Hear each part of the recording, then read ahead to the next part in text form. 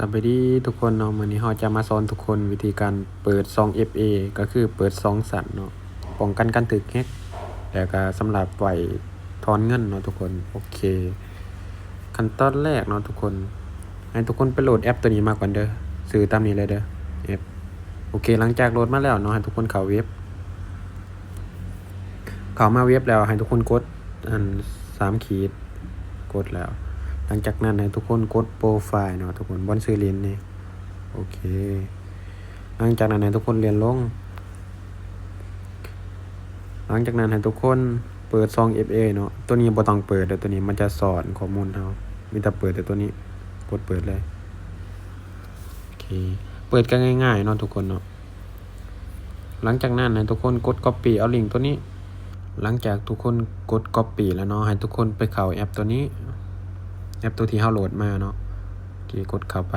หลังจากนั้นให้ทุกคนกดบวกกดป้อนคีย์การตั้งค่าเนาะโอเคหลังจากนั้นให้ทุกคนวางลิงก์ที่เราคัดลอกลงไปเนาะโอเคตัวนี้มันตั้งชื่อแม่นตั้งได้ก็ได้เนาะเราจะตั้งเทส ft ตั้งได้ก็ได้เลยทุกคนหลังจากนั้นทุกคนกดเพิ่มโอเคเราจะได้รหัสตัวนี้มาเนาะรหัส2FA นั่นเองไว้สำหรับถอนเงินแล้วก็ไว้สำหรับเข้าเว็บ